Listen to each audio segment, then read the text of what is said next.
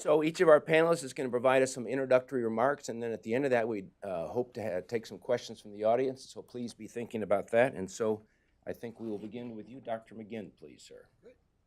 Thanks, Tom, and it's great to see Steve and Bill and Rachel, to meet you and see many familiar faces in the crowd. It's good to be back at Heritage and to talk about this important topic. As Tom alluded to, the administration has placed a lot of priority on the defense industrial base, and so that is good news for me. But it creates a lot of work which we are actively trying to complete for the department and for the broader U.S. government and the president. So what I thought I'd do briefly is talk a bit about how we're currently organized, and then talk really about the executive order, because I think that's why most of you here are here.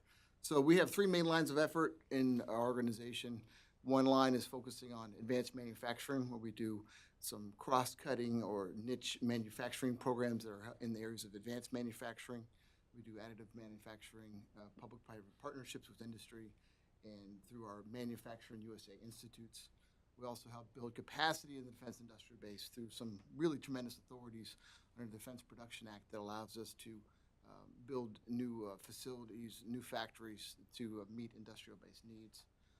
And then we also have some specific manufacturing technology programs that are designed for places where there aren't specific program requirements yet, but there are needs for one of the services or for the broader national security requirements. So we do have a small number of those programs that we do, and we work actively with Congress and stakeholders across the department to conduct those.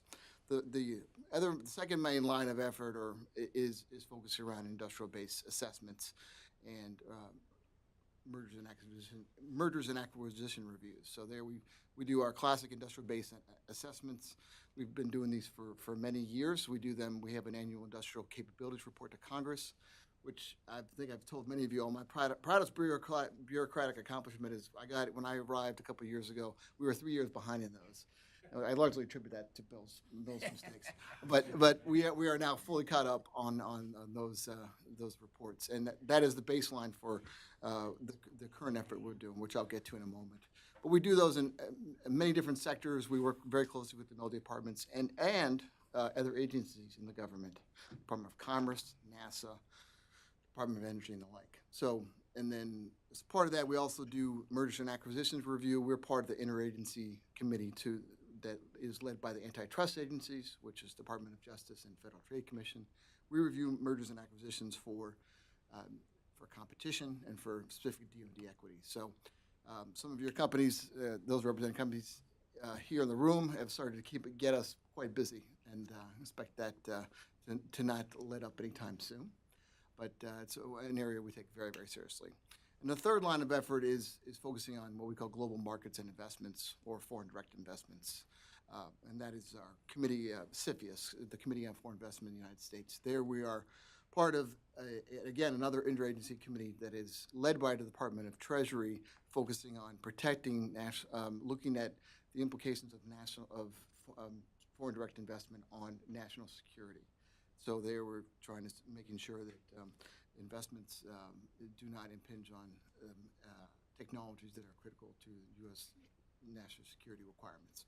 So we do those. Those are our three main lines of effort, and then we have two, what I call cross-cutting threads. And one is on industry outreach. We're the main belly button for industry for the undersecretary and for much of the department. And we work with the trade associations. We're here, these kind of engagements to be able to articulate the department's views on industrial matters. And then the second one is on business intelligence and analytics, where one of the things we're moving to is, I've got a great staff. I've got a rocket scientist. I've got a PhD from MIT and EE, so he's my microelectronics expert. But, they do great point-in-time analysis, but so we need to get more proactive and predictive. And so we're using big data analytics. We're developing a platform which we should have launched on the DoD unclassified network within the next month that it will allow us, that helps us analyze trends in the defense industrial base so we can attack them and try to mitigate them in advance instead of dealing with them at the 5-yard line when there's this critical problem. So that's what we do, and so it's very timely that the president signed out this executive order in July. And when I saw the initial drafts, I was like, okay, we got a large task in front of us. How are we going to tackle this?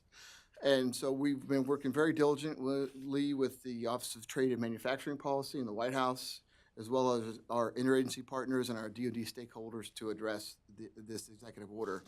And just to summarize, the requirements of the executive order are to identify, essential materials, raw materials and goods, and manufacturing capabilities, and then to assess supply chain risks and potential disruption, and the resiliency and capability of the defense industrial base. And this is a piece that is new that I will touch on. And then to lead out of that, recommend some policy, regulatory, and legislative recommendations to the president to address and mitigate these identified shortfalls. And that is due actually on April 17th, and we are on track to deliver well in advance of that. So that is I've got a clear timeline. We are moving towards that. Our approach to do this has been that, first of all, you're defining the defense industrial base, and in that you have several components, of both a private sector and a public sector component. The public sector are the organic assets, the depots, arsenals, and shipyards. And the private sector are the traditional defense industrial base. That's the prime contractors, the mid-tier, and the smalls, but also commercial companies, companies that don't necessarily do a lot of business in defense, but they have an impact. Then our focus of the analysis on the near term in the next 5 years. What are some of the challenges facing the current industrial base? And then we're looking at it by sector. If you look at our capabilities report, we break it out by aircraft, ships, and so on. So we're looking at those classic sectors as well as some cross-cutting issues such as workforce development. And yes. So the three kind of questions that are guiding us in this are, first, what is our baseline industrial capacity and what is our surge capacity? That's both identifying strengths and shortfalls.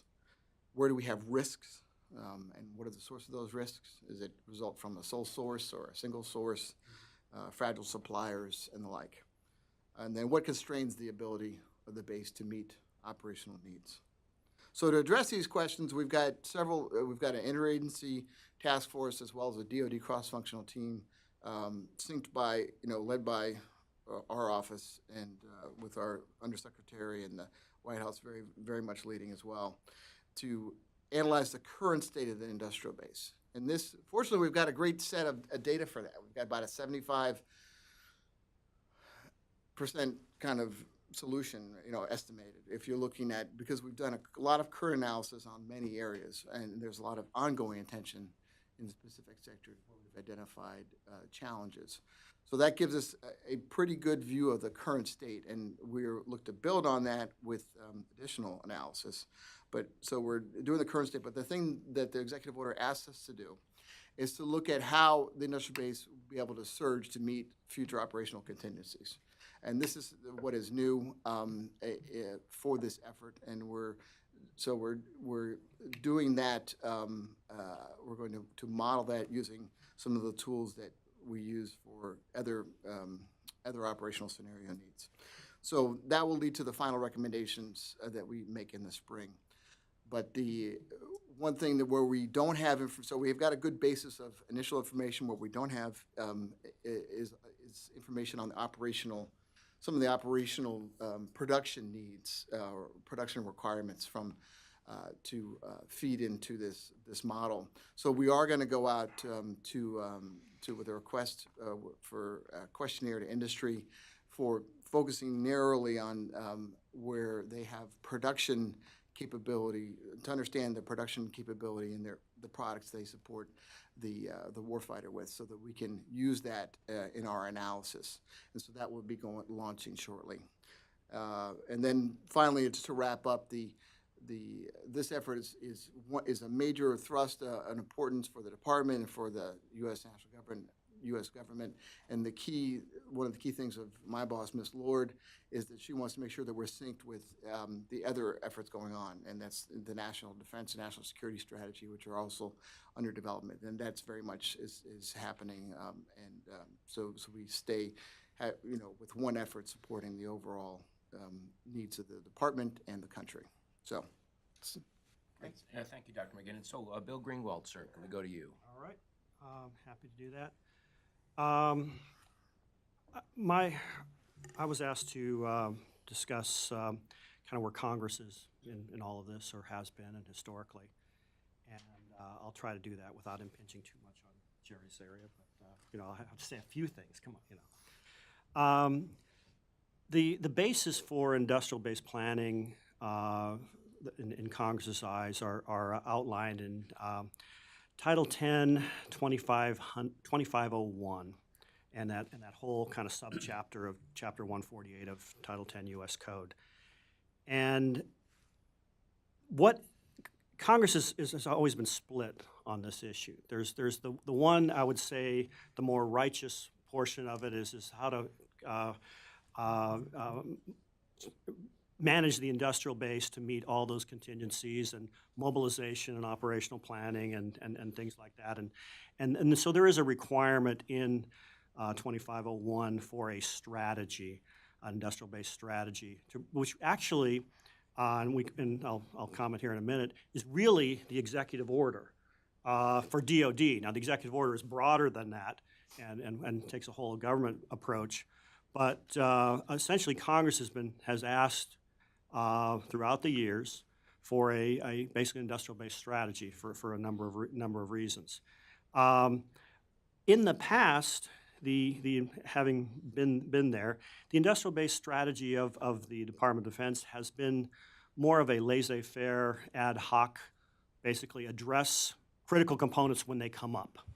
And I think Congress has always been looking for a more forward-looking strategy, and I think the executive order is trying to do that as well. Now, I said there's a righteous side of industrial-based planning, and then there's kind of a more parochial side of industrial-based planning when you look at this issue in Congress. And if you look at Chapter 148, you'll see that along the lines of these great strategies and focusing the United States on meeting its national security needs, there are also areas where Congress has decided to legislate what may be called directed targeted earmarks or policy earmarks. And in some cases, these are valid. In some cases, there's some question, but it is the law. And so you have this Buy America protectionism side of the house versus how do we meet the mission? And so what's happened in the last couple years in this area is actually Congress has not really legislated much in this area for decades, maybe. I mean, little minor changes to in there. But the last couple years, they have, and the areas that I want to last year, in kind of concern and trying to drive the department to relook at the strategy, they did something very interesting, not in a parochial sense. They essentially added the UK and Australia to the definition of the National Technology Industrial Base, which is the basis for all industrial-based planning in law. It's a basis for that strategy. So that's the first thing they did. The second thing they did is to reemphasize and focus on the non-defense portion. Oh, that's all right. That's all right. I'm hearing reverb. Back. It's funny to hear yourself speak there, on a time delay. Anyways, the second area was to bring in and more closely align the commercial side of the industrial base to the defense industrial base. And those changes were made last year, and all directed to try to focus the department on when it revamps its industrial-based strategy. Now this year, we have an interesting phenomenon as well, and I have to say, on the executive branch side, you see the same thing of mission-orientedness and parochialism. As you see the executive order on industrial-based planning, which is how do we achieve the mission, how do we mobilize, and as I think as General Dunford is very concerned, there are definitely some needs to look at how can we conduct a long war against a near peer or somebody like North Korea. And is the industrial base capable of doing that, and how long it would actually take to initiate that? So you have on that side, but then you also have the Buy America executive order as well. And so in Congress, you have, like I say, you have the same thing, although this year in Congress is different. If you look at the Senate bill has taken, at the recommendation of, I would say, the last 3 or 4 Department of Defenses, and Secretary of Defenses and 18Ls or whatever, to repeal much of this Buy America underlying provisions in the underlying law. And what's very interesting about that is if you look at the Statement of Administration policy from this administration, instead of the support that would probably most of the past administrations have given, they basically expressed their opposition, setting up a very interesting dynamic in industrial-based planning, which, for instance, I think whenever you look at this, you see these two sides, and that discussion will most likely resolve itself in this year's conference between the House and Senate on the NDAA. So with that, so there are really some positive things going on in industrial-based planning. The updating a strategy, implementing the executive order, seeing whether Congress is going to be more protectionist or less protectionist than the administration is something that I think we all have to kind of watch in the coming year. So with that, I'll turn it over to my next esteemed colleague. Thank you, sir. Stephen Rodriguez, please. Great. Well, thank you very much for being here. I figured I'd lead off with a quote. Many people, when you talk about the defense industrial base, people often view it in a negative light, and they immediately quote, Eisenhower's famous last speech, right, which talks about the dangers of the defense industrial base or the military industrial complex, and it's this kind of shadowy, menacing menace to society. And what's interesting is I was researching this topic, and I found a quote literally in the same breath uttered by Ike in that speech, which is kind of the proverbial rest of the story. And what he says is, to quote, right after he says the famous quote about warning against the dangers of an establishment like this, he says, a vital element in keeping the peace is our military establishment. Our arms must be mighty, ready for instant action, so that no potential aggressor may be tempted to risk his own destruction. The whole peace through strength motto. American makers of plowshares could, with time and as required, make swords as well. But now we can no longer risk emergency improvisation of national defense. We have been compelled to create a permanent armaments industry of vast proportions.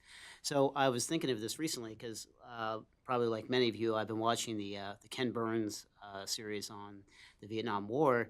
And what's amazing is if you watch, I think, episode 1 and 2, they talk about basically the run-up to the war. And Ike is prominently featured in this, basically not only having experienced World War II in Korea, but now literally staring down the barrel, much more so than I previously understood, staring down the barrel of the Vietnam War. It was as clear to him as it was to Johnson and Kennedy, the dangers, but also the irresistible force that was drawing America into that war. So it was. I've thought a lot about this, both from sharing kind of how we got here, which a lot of people know those facts, right? About the fact that we have one manufacturer of LCD displays, no domestic LED or solar capability. We recently shot down the foreign takeover of Lattice, which is a semiconductor producer, one single producer of naval propellers, limited ball bearing manufacturing production. So this is, I've often talked with my friends in DoD, and I've said, hey, this is happening to us, right? This is not something that that may one day happen, or like the Budget Control Act or sequestration. It's something that we kind of impose on ourselves, and we have to wrangle through. Like, this is happening daily.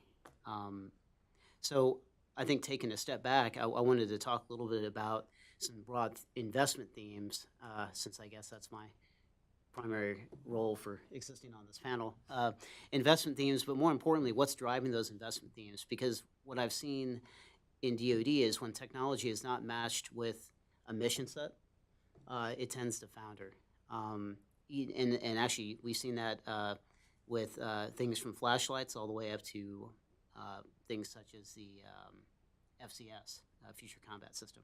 So I'll share a couple things with you. So three major themes behind a lot of what our technology base or the industrial base has responded to really happened since the Cold War, or in many cases, it's kind of a return, as I call it, to the bad old days. One, rapid scaling of anti-access aerial denial capability. So things such as the Russian S-400 and S-500 missile threat. Two, the return of, and I emphasize this, originally when I was typing up my notes, I just typed in asymmetric conflict, and I said, well, actually, it's really a return to that. It's not, that was kind of the de rigueur for most of our history until the Cold War. So these are things such as insurgencies that we are grappling with, and terrorism. And then lastly, a return to what we call today hybrid warfare, which is really what multi-domain battle that TRADOC's been leading the way on, responding to, is emanated from. So what have we done in response to these major themes? One, we initially had the revolution in military affairs, which I think a lot of us were a part of that response. These are things where actually FCS was one of many things that came out of that, and yet it foundered in the response to the Iraq War primarily. We had bigger problems on our hands.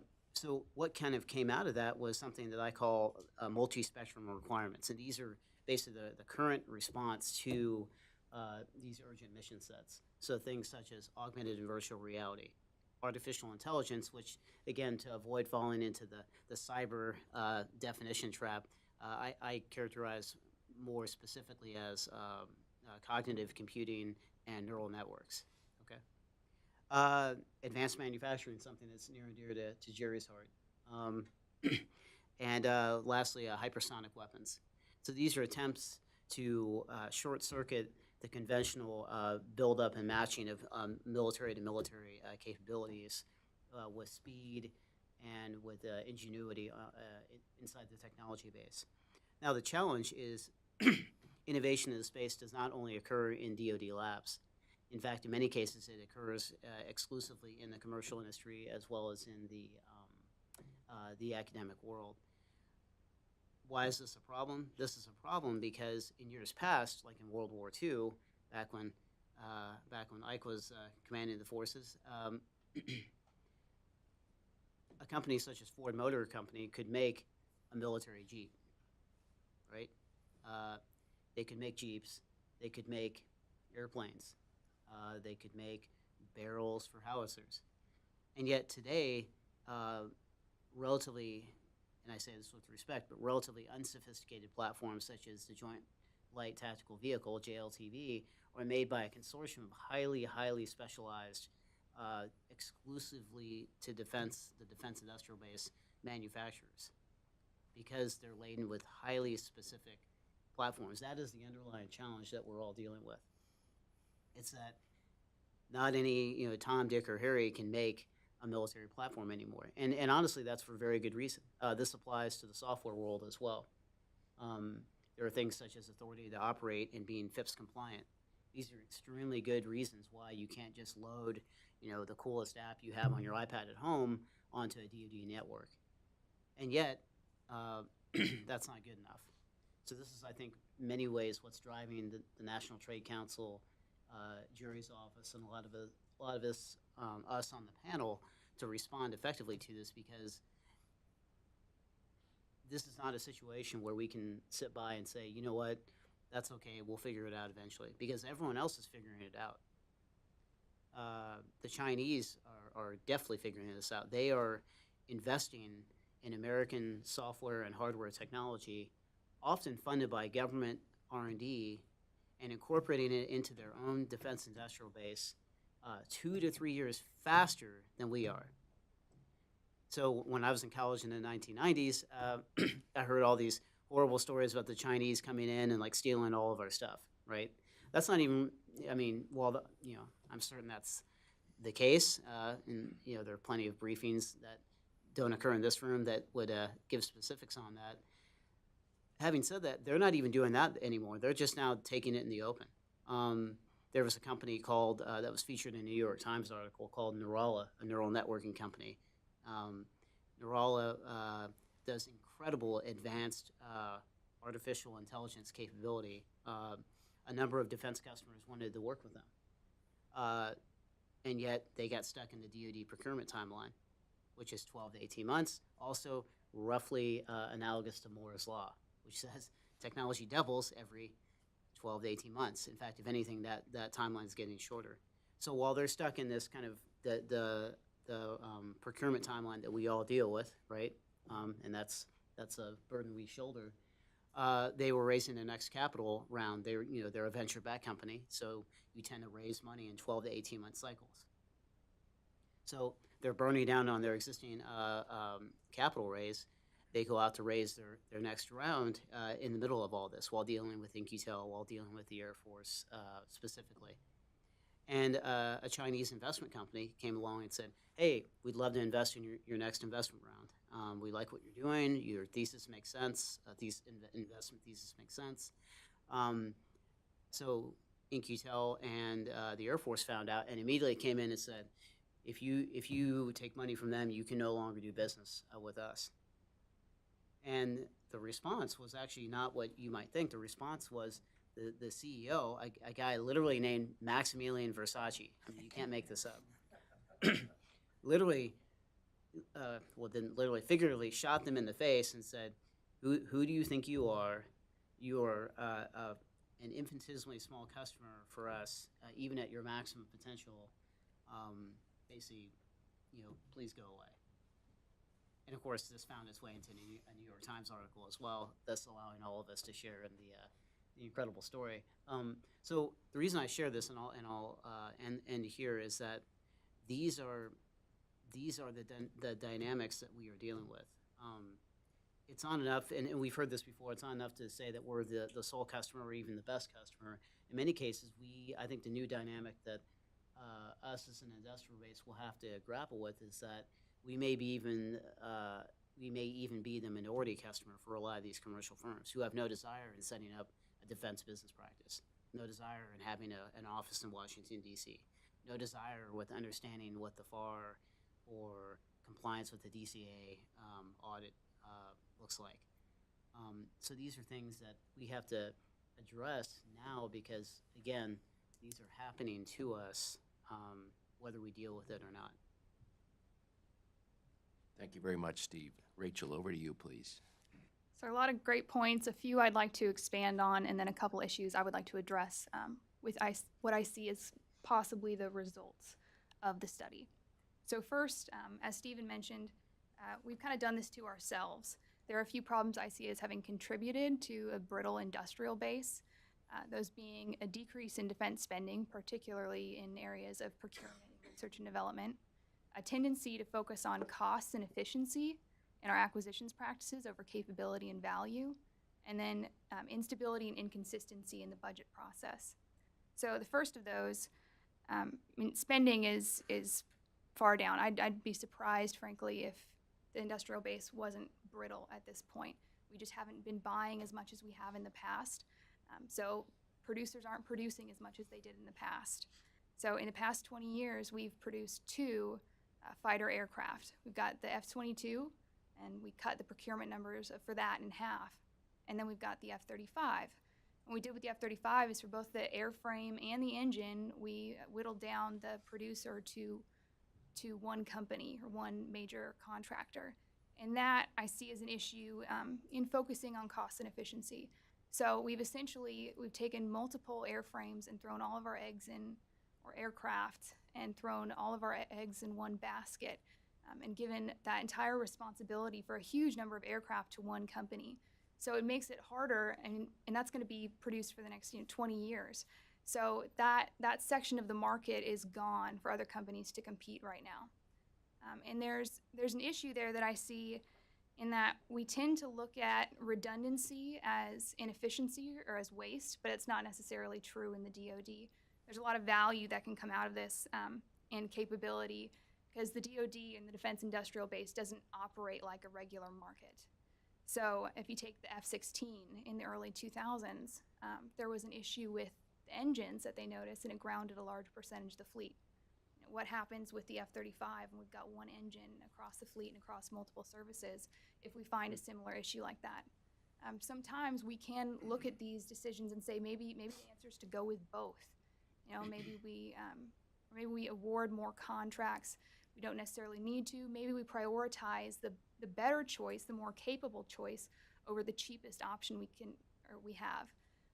And in that way, we're continuing to advance our technology and giving more opportunities to the industrial base, even if it might not necessarily be the cheapest option available. So competition, in this case, in the industrial base, is not solely about cost savings. In the next, the budget needs stability and consistency for these companies to be able to invest in long-term productive capacity. They're waiting on signals from Congress, and for the past 17 years, there have been 14 continuing resolutions. So it makes it impossible for these companies to try to plan and invest long-term, invest in productive capacity. We're making these 30-year shipbuilding plans or Marine Corps aviation plans, but we're not sticking to them. So if we would just stick to what we've called the requirements, that would do, I think, wonders for the defense industrial base, and it's something that we should be doing already. And there are areas where we can supplement or assist in some of the issues we're having. So commercial industries, Steve mentioned, are producing a lot of great technologies, but they are minor. We're not going to see aircraft carrier hulls or fighter airframes coming out of Silicon Valley. It's just not going to happen. Some of these areas have to be funded through the defense budget, and that's really the only way. We're just not going to get them through dual-use technologies. And then a couple of the concerns I have regarding the executive order. So the scope is one. The DoD, as mentioned, conducts an annual review of the industrial base and capabilities, and this is much broader. The Defense Production Act, over multiple reauthorizations, expanded the definition of national security and critical items to include a lot of other areas, including energy security and critical infrastructure.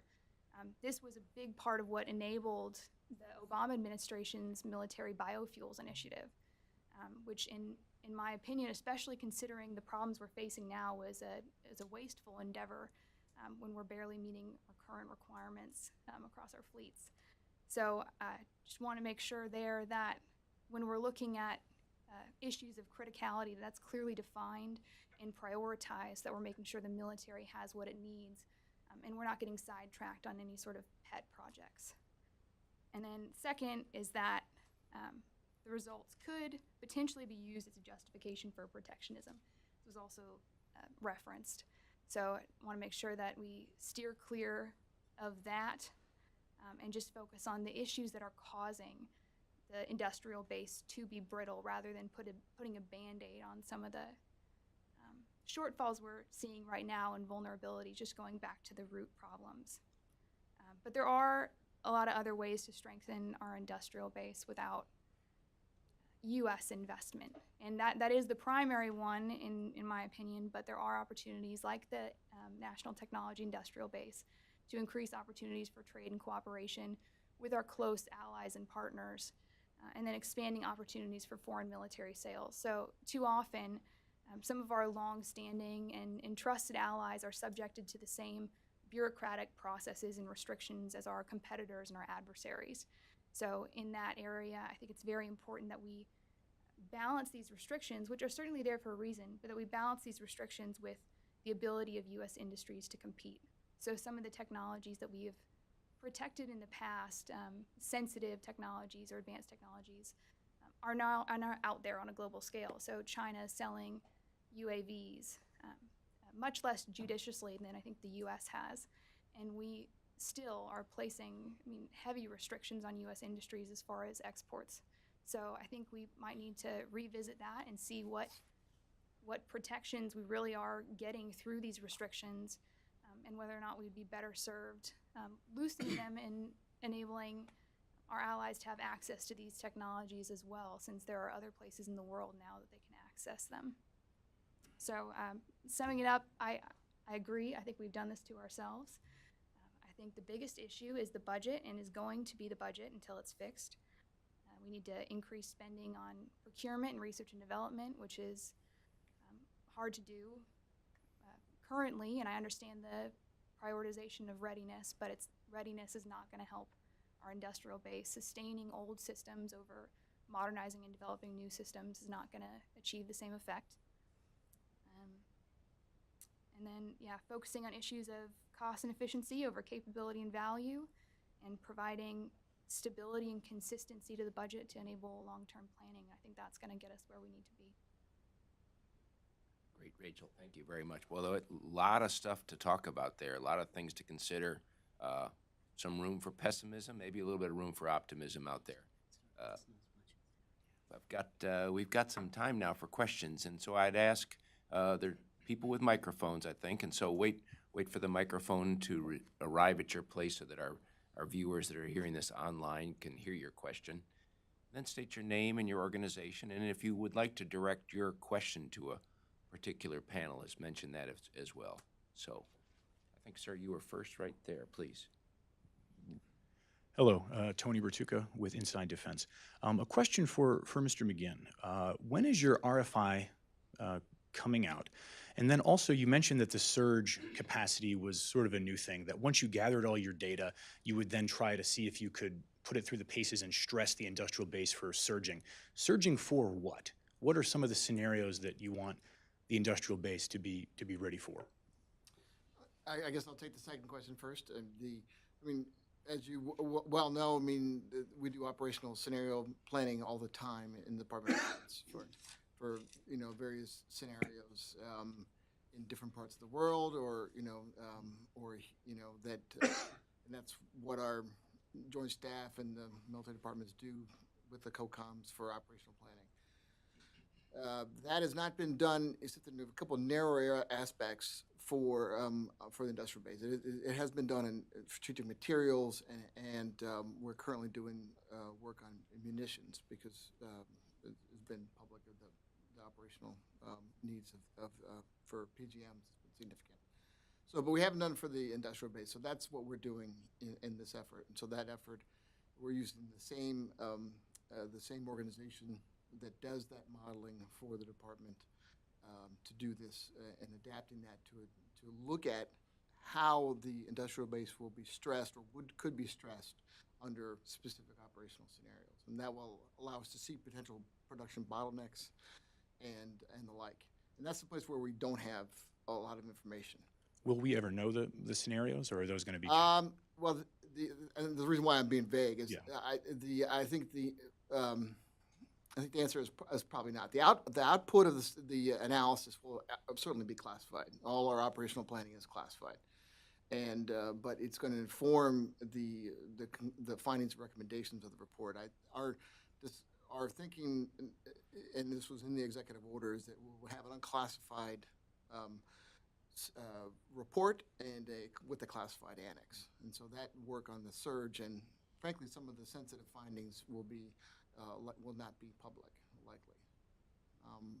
So to answer your first question, for us to understand the production rates, minimum sustaining rate, other things that we have not specifically, we engage with industry all the time, and we look at we specifically look at industrial sectors where we see potential weaknesses, and we work closely with these companies and the trade associations on that.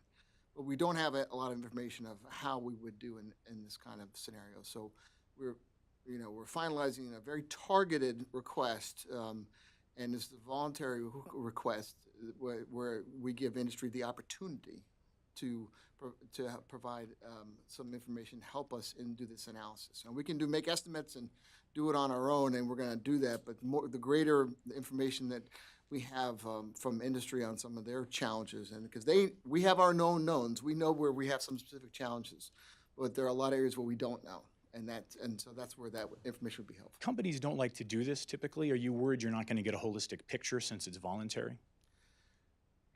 That's the that's the price of doing business. I think we have to make the effort, provide the opportunity, and it's been our judgment is probably the best course of action. We talking like weeks for the RFI? It's going to be very shortly, and it will be yes. And again, it's not going to be a formal RFI in terms of it's not going to be a Feds biz ops, but we're going to use the associations and for companies to request a very targeted questionnaire and to respond as they like, and we'll have be able to address any questions that industry has as they're trying to respond. Thank you very much. Sure. Hey, Tom, let me give you something that you can kind of take away that is open source. So one of the biggest anchors around most federal agencies next is data, like getting it, organizing it, making use of it. Not to throw my buddy Bob Daigle, who's now the CAPE director, under the bus, but they don't even have the data from the suppliers of their own. This is a constant struggle. So in terms of what we do about it, the good news is this is a tremendous opportunity for the defense industrial base. So both within Jerry's shop as well as other federal agencies are appearing to understand this. So from the commercial sector, what is the one thing that you can't get enough of, the biggest commodity that you desperately need, the reason why Google gives you all these great products for free? It's your data. Like if you use Google Maps to get here, guess what the transaction was? They take your data, right? They monitor how many times I walk across the street to Dolcezza to get my coffee, right? And then what do you know? I get predictive analytics showing me where the closest Dolcezza is. So NGA actually is doing this right now. NGA is starting a new public-private partnership, a venture fund, if you will, and the commodity that they're offering is not capital. It's not like an InQtel thing where they give you some money and like anyone can give you money. The thing that they're giving you is their data that they produce terabytes of each day.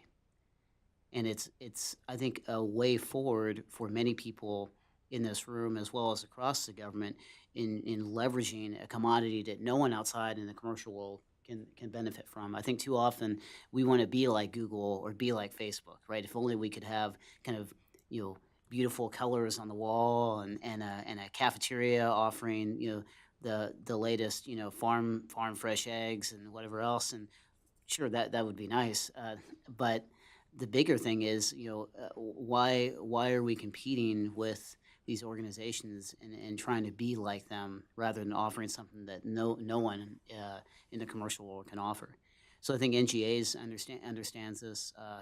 Other organizations within the Department of Defense appear to understand this as well. So they're starting to leverage their data as a way both to entice commercial activity, number one, and I think number two, realizing that gives them an advantage within their own operations. I think data is a powerful thing, but data also represents information and knowledge. And in this town, information and knowledge often come at a premium.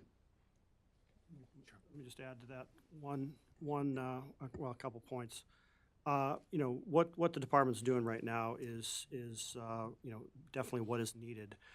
But I think what you're going to find, and unfortunately Jerry may find, is the capability to do this kind of assessment has been lost since the Cold War. In other words, we used to have a tremendous amount of industrial-based analysts in the services doing this on a day-to-day basis. And frankly, we don't have them anymore. I mean, I used to have the staff. Your staff is a little bit bigger, but not much than what I used to have. And, you know, we would tin cup to try to do kind of, well, not necessarily operational scenarios, but just like what would happen if a tornado destroyed, you know, a critical plant in, you know, down in Georgia or something. What would that impact? And, you know, so we try to do those scenarios, but frankly, you know, we didn't have the capability 10 or 15 years ago, and I doubt we have it today. Great. Sir, over there, please. Good morning, Daniel Ogden, National District Export Council. So I wanted to direct a question to Dr. McGinn about export controls. Now, two primary agencies that regulate U.S. exports for control purposes are DDTC and BIS, and that's the Bureau of Industry and Defense Director of Trade Control. So what involvement will they have in terms of relation to this executive order? I know there's interagency discussions when it comes to license requirements, et cetera, but what I'm wondering is specifically in relation to this executive order, how involved will these two agencies be in terms of implementation? Well, both state and commerce are very involved in the executive order, but this is not an export control review or anything.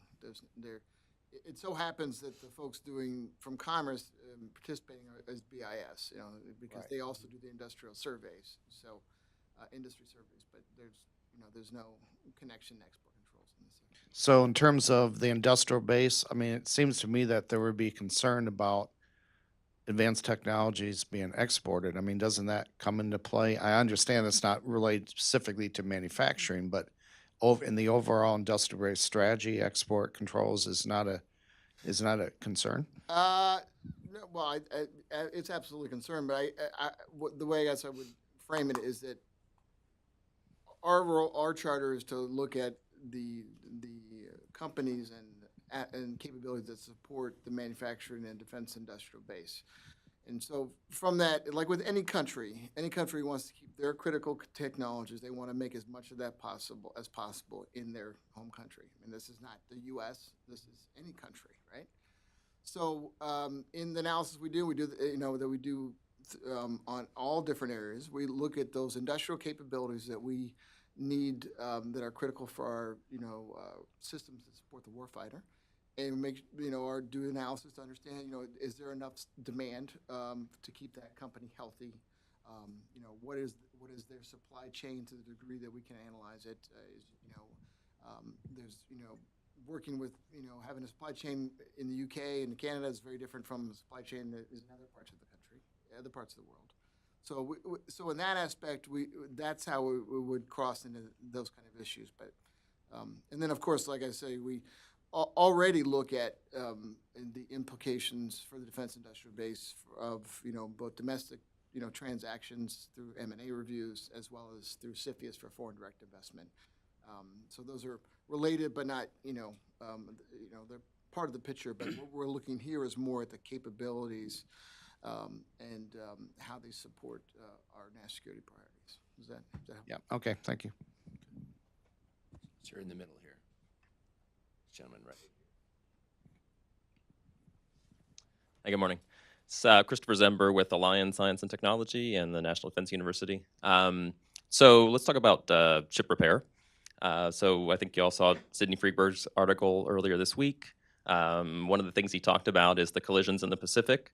And the challenges to the repair of those incidents, those ships, and certainly the challenges that would occur during a conflict scenario. One of the things that Sidney didn't mention, though, is that so far with the collisions that have happened, all of those ships have been sent back to their new build shipyards for repair instead of being sent to smaller shipyards that might be closer.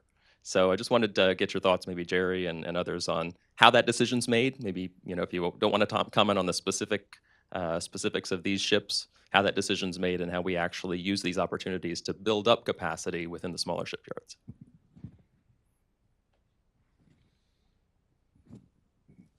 I think, and I believe there's a statutory constraint on doing the type of shipyards, or that are closer to to where those were. So that would be foreign shipyards. And so I believe that I think they could only do minor repairs. You can correct me if I'm wrong on that one.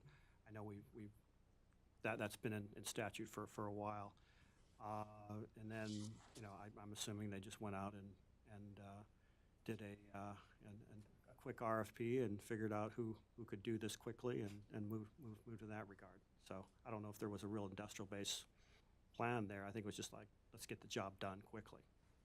Yeah, I don't have any knowledge of that. I think that's all been done by the Department of Navy for operational, support, and so it has not been an industrial-based discussion. Is that something that in the future might be a role for your office, Jerry, to take part in? Well, we work very closely with the military departments on industrial-based matters. When it comes to specific service equities, we generally kind of they'll lead because they're the experts in shipbuilding and Army's experts in body armor and the like. So we support and assist, but for something that specific, it's not. It's been generally done by those that organize, train, and equip. But to go back to my earlier comment, the fact that the services have really depleted any industrial-based planning staff, in more than likely there was no consideration whatsoever based on the fact that they didn't have anybody to actually do that. But that's just a guess. Well, and public shipyards are already struggling to keep up with current demand. So I feel like that could contribute to part of it. It seems like a good opportunity to use some of the private industry's capacity if we can barely turn out our current requirements. Steve? This is precisely the point. I think what we're all really talking about is resilience within the national security base writ large. And one of the things that I've wrestled with is how do you come up with, if you're Jerry or if you're in the White House, how do you come up with analogs for how to deal with this, right? Because this is not something that you can buy your way out of, or more importantly, actually, ironically, as Ike said, you can't improvise on this, right? When the Fitz and the McCain both go down, like, you have what you have. There's no, and to Rachel's point, Google or Tesla or SpaceX aren't gonna be able to bail you out, tomorrow, no matter what kind of RFP is. So I think, as Bill highlighted, they're gonna go on autopilot, issue the RFP. There's gonna be one respondent, probably the people that built it to begin with, and then that's that. I think in terms of analogs for what the hell do we do about this? One way to think about it is commercial investment buys down business risk, right? So if you go to an investor, whoever they are, and candidly wherever they are, it doesn't matter if they're in China, Israel, Germany, or the U.S., they're going to buy down commercial or business risk, which says, give me something that works, like is technically feasible, and actually is generally functional, what we call past minimum viable product, or MVP, and then I will invest to see if there is a market for this product. Make sense? What's great, and this is the good news, the government world invests in technical risk, right? Hey, I have an idea. It's a white paper here for how you might build a product. Product doesn't exist, but if you give me $250,000 over 14 months, I think I can get it to something that looks like this. Cool. The government will do that. They'll do that deal 6 ways a Sunday. So the opportunity there is finding a pipeline approach where you have government buying down the technical risk of stuff that no investor will touch, right? Because it's too risky, right? Why, if I had $100,000 to invest, why would I invest it if you're just an individual, right, with no ability to scale anything? Why would I invest in something that may or may not work? I would much rather look at something that may or may not work and then say, you know what, I think I know a market that I can help you sell this into, or I can advise you on growth strategy in. So, the big thing that keeps me up at night is, what do you do about this, and especially in the near to midterm? I think long-term planning, I think we can figure it out. But in the short term, the rest of the world isn't waiting for us. The Chinese are producing 4 frigates or destroyers a month, and we're on track to produce 4 a year. I mean, they're quickly becoming master shipbuilders. And here we are repairing. We've got, 4 ships being repaired right now. on top of whatever the heck we were supposed to produce this year. So the thing that I would encourage all of us to think about is hybrid commercial government investment models, and then also leveraging the data that we do have towards a lot of these sexy applications that we all say we wish we could do. So augmented and virtual reality, artificial intelligence, big data. Well, guess what? You don't get any of those if you do not have data. You don't get artificial. We can talk all we want about leveraging artificial intelligence to, improve better buying power. Well, guess what? None of that works if you don't have the data. That's how big data works. Like if you don't have data, you just have big something. Like big bureaucracy, right, Bill? Thanks, Stephen. Okay, next question. In the back, please.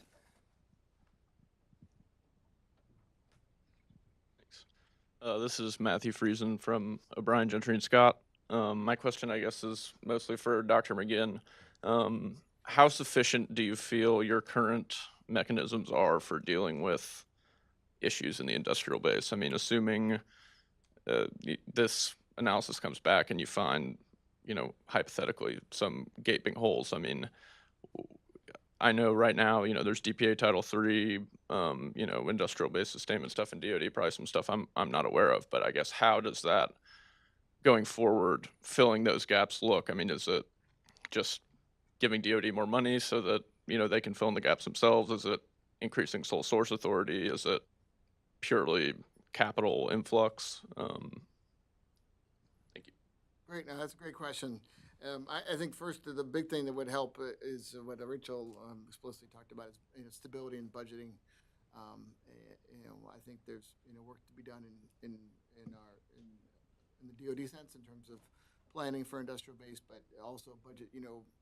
For companies to invest, the signal is we're going to be under CR starting Monday. So so that really hurts. So I agree. As far as mitigation tools, there are some that you alluded to. You supposedly mentioned a few of them: Defense Production Act, Title III, Industrial Base Analysis and Sustainment Fund. Those are great tools, and they are tools that we use currently to mitigate industrial base identified shortfalls and capability gaps. One of the things we're trying to do, we are doing currently in our office, and the executive order is a great vehicle to help support that as well, is to increase the understanding of that and the ability to utilize these mitigation tools, because they are natural allies. They're natural kind of programs that can help us achieve the outcome that we want in defense industrial base. So, yes. If I can add to that, I'm working a little bit on the DPA right now. I certainly think it's a great tool, but it wasn't meant to replace what should be met through the budget. So if you're looking at how it started, we were short materials we needed to produce aircraft in an emergency. It was kind of short notice, and production was in high demand. And we are talking about right now trying to fill the gap between what's already low production to that contingency level. It'd be much easier to make up that gap with the DPA if we were already producing at a level we should be. It's not meant to subsidize these industries to keep them alive, I don't think is the original intent. Right. Now, the intent of that, the intent DPA is it's an authority where it requires a presidential determination. President Trump signed two determinations in June for, I think it was 8 projects.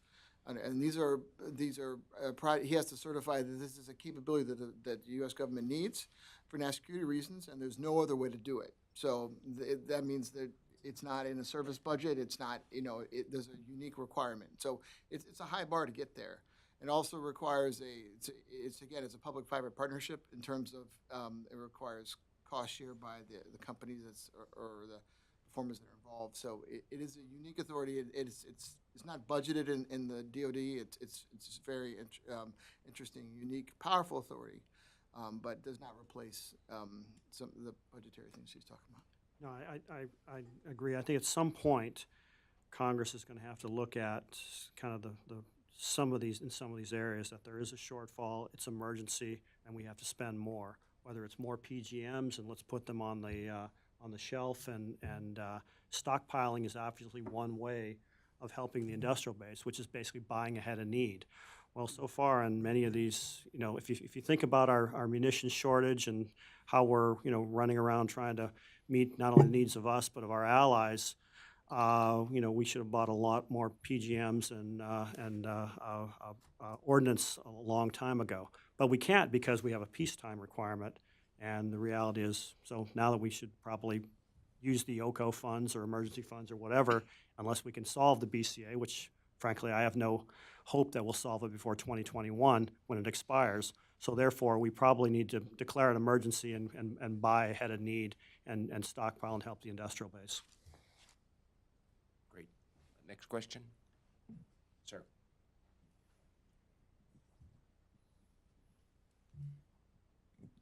Jeff Fusick, United States Navy. So my one question, and maybe I'm a little off, is as we rebuild the industrial base and create this new, shiny new technology, how do we keep that from dictating tactics? Because we have the Joint Strike Fighter that's a fantastic airframe, but everybody wants to use it to replace the A-10, and it doesn't really work, but we've brought in a thing that we're kind of putting all of our eggshells or eggs in one basket on with that airframe. And now you're gonna have it have roles that it can't really take on. So how do we keep it from dictating tactics, I guess? Who wants to go for that one? Yeah, I'm not touching that one. Well, awarding more contracts would be part of it. I can't speak too much to the capabilities of the F-35. Someone in the audience who can, but I'm going to steer away from that. But a part of it, again, comes down to cost savings. We wanted this overlap with components to save in spare parts in other areas. And we are trying to make a jack of all trades platform. So sometimes maybe you just got to spend a little bit more to get some more capabilities or the right type of capabilities. And the issue is at its core form is speed. It's less a function of cost as it is speed. And the challenge with our development platforms right now is we have long lead production cycles. That, and as I mentioned before, aligning it with a legitimate mission set. And I think that's something we struggled with since the end of the Cold War, where we had a monolithic adversary teed up that we could kind of shape our force around, and that allowed us to build things like the Big Five, right? The Apache, the Bradley, the Abrams, the Black Hawk, and MLRS in 5 years, like 79 to 84. But since then, we've been struggling. So now we kind of create these mission sets that may or may not, be plausible in terms of building requirements around them. But the biggest issue is just purely speed. And that's something that we can do something about, less congressional, action. I think your question really drives home the importance of acquisition decisions and acquisition policy on industrial policy. So, for example, our current acquisition system for major systems is, aligned around 15 to 20 years to get capability for probably a 75-year franchise. In other words, that you'll eventually incrementally modify over the course. Of course, you're not going to have more than one provider of this. The issue becomes: do we have multiple programs and we maintain multiple types of capability, so therefore we have multiple contracts that do this and not force them all into one super unified team, which we might as well just nationalize the industrial base then and do it in-house, because if we want competition, we want different capabilities out there, we have to pay for it. We have to plan for it. We have to have programs. And if you don't have programs, you have what you have. I've got a question. Bill, you talked, I'm J.V. Venable with the Heritage Foundation. You talked about stockpiling PGMs. And Rachel, you talked earlier about efficiencies, vice effectiveness, and how we go about our planning. Logistics in the world of business is just in time. That's the way they make their money. That's the way they make things happen. And much of the defense industry has started to adopt that. Could you talk about the challenges of what that means and the risks associated with a defense industrial base that is delivering just in time? One topper on this, if I would, I was at the AFA conference last week. I listened to Lieutenant General Haragian talk about the expenditures of PGM in the Gulf, and one number was 100 PGMs per day, but Haragian corrected that as 150. We expended 5,000 in the month of August alone. And so this is a key issue, but it leads to the broader question of how do we blend efficiencies with effectiveness for the military and logistics?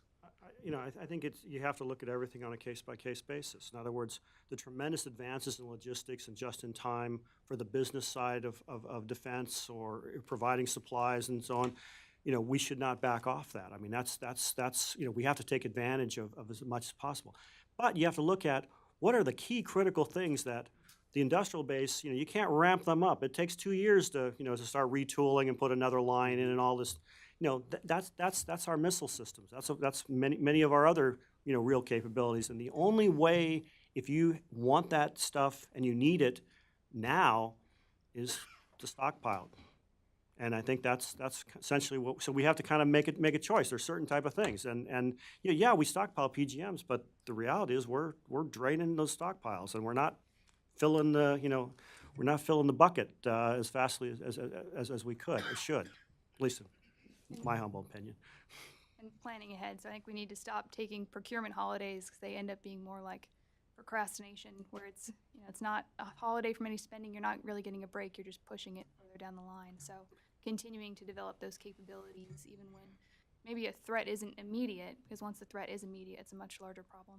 But I would hate to stockpile. We don't need. There's certain things we don't need to stockpile, and we got to be careful on that. But we just have to do it smartly. I'm sorry, Jerry. Yeah, the only thing I would add to that is that, the solution to some of these demand problems is not always build a new factory, right? Because, there have been situations where some of these capability areas, munitions is one, where you have a pitch and yaw in demand and supply, and we're in a huge spike. But it may not be the right answer to build a new factory. And if operational demand collapses, the company's going to close the factory, and we've been situations like that. So that's why we're focusing on what we call resilience and trying to figure out what are the ways that we can to get the capabilities we need, and keep them around without necessarily creating an infrastructure. Because we do have challenges. If you look at our reports of Congress, you'll see that some of the perennial challenge areas we have in the defense industrial base are some of these areas where are defense unique, but we don't, maintaining stable demand can be very challenging. So you've got two suppliers, one of them not be that healthy, so trying to do that, it's really hard to manage that as a government, and we don't want to be in the business of that. So, so there are challenges.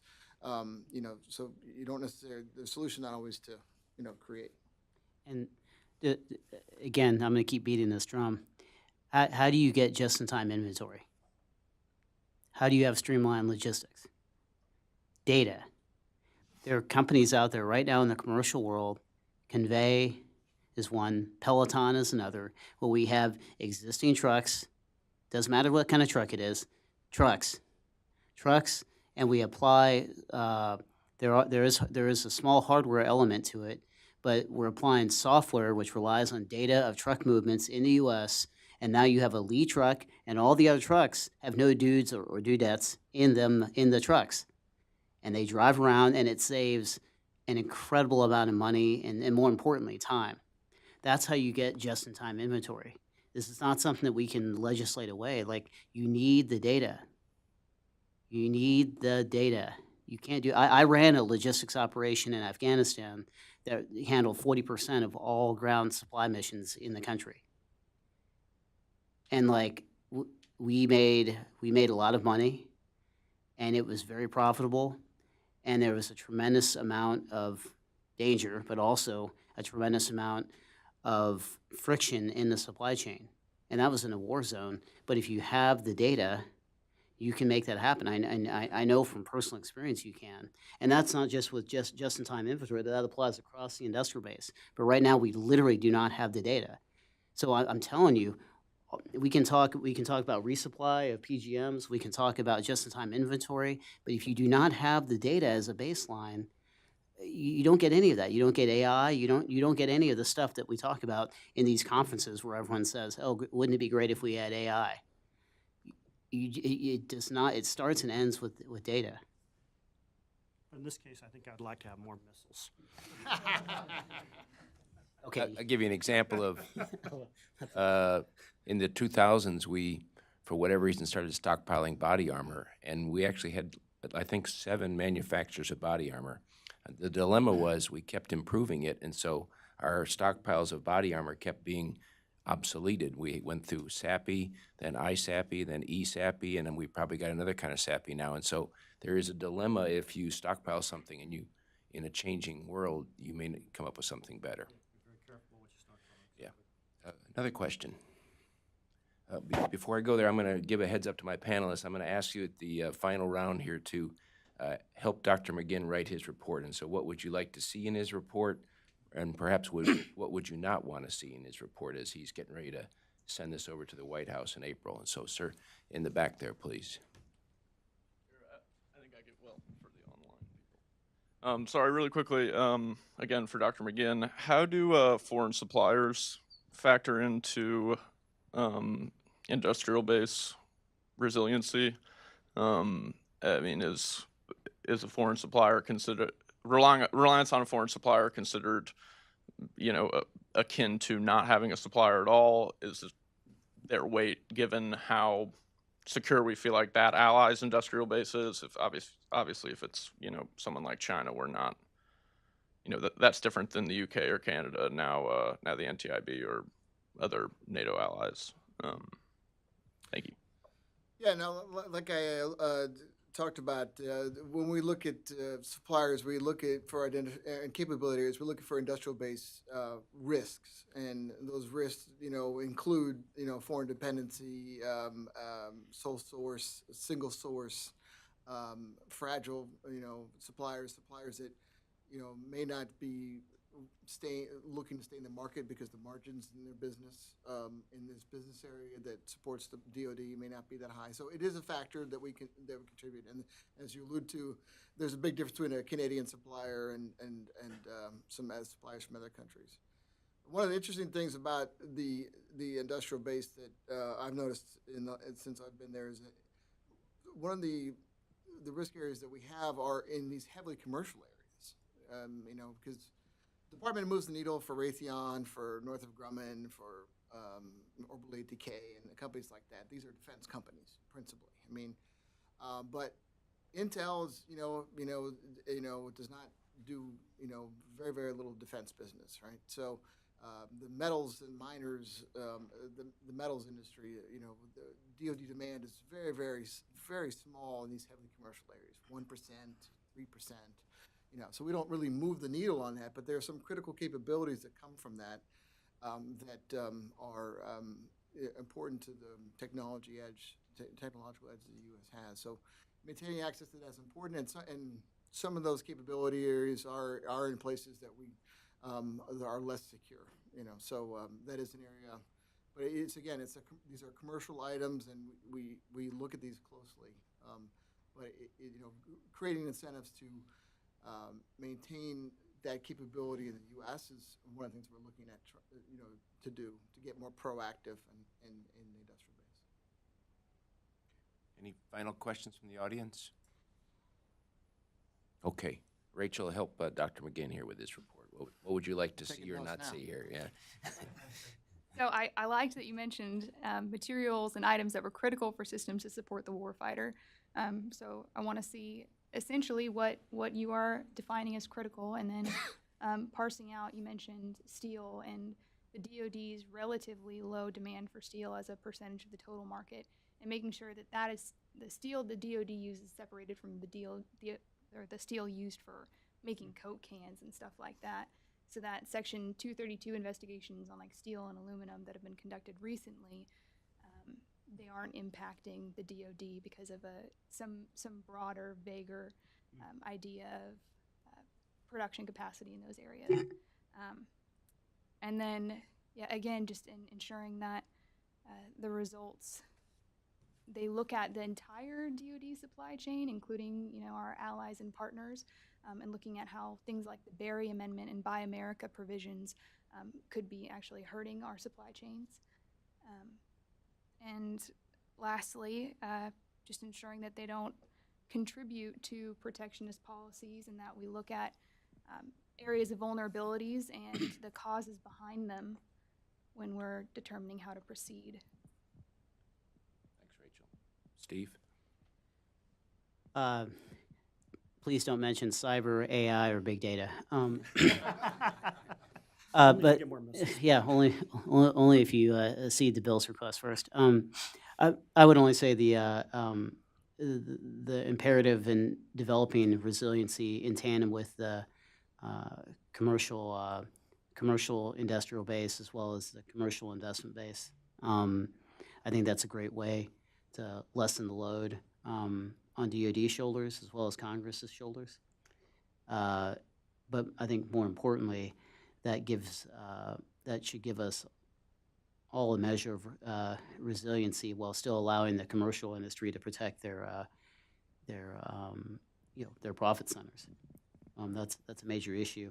That will be the key issue, is aligning business models from people like me who are trying to build businesses with a set profit margin, and that's indisputable, and then integrating them in. And I think that's the good news story to the existing defense industrial base is saying that this is still their show, right? No one from Silicon Valley is interested in replacing Boeing or Lockheed, so I think they're interested in being helpful, often in a way that's highly complementary to their existing business model.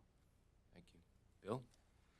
Yeah, no, I think the department will do a pretty good job on the traditional defense industrial base, and we'll do a good job of analyzing that. And I think, looking at the tools that you'll probably need, you'll probably come to the conclusion, yeah, I need more budget, and I need potentially more programs to incentivize the industrial base to do certain things. But what I would hope for you to look at, and it may be a longer term thing, is future innovation. And yes, we'll get future innovation out of the traditional defense industrial base, but only if we have more programs, and we have more programs and more competition and more things to go after. But we can't forget that the defense industry and the rest of industry is globalized, and there are solutions out there that our allies have that we can leverage and partner with our industrial base and their industrial base. And the third area is I would dust off an old term called civil-military integration. And it's in statute. It's something that Congress amended last year to put more focus on. But the reality, no one has been talking about civil-military integration and even used the term for about 20 years in our country. But if you go across the waters and Google President Xi of China and how many times he's used civil-military integration, how the Chinese are focusing on it, you can get, I think, a clear indication of why they're spending so much time in Silicon Valley and why they're trying to buy up these firms and why they're trying to take their intellectual property.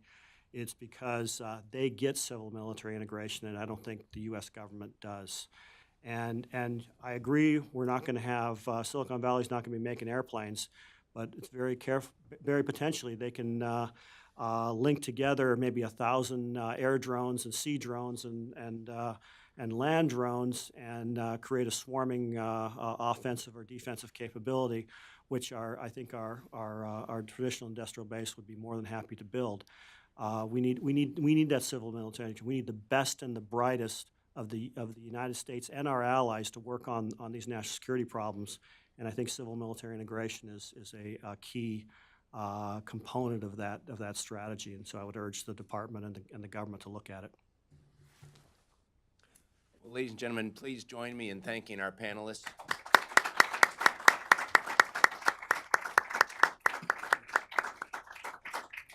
Thank you very much, and have a great day.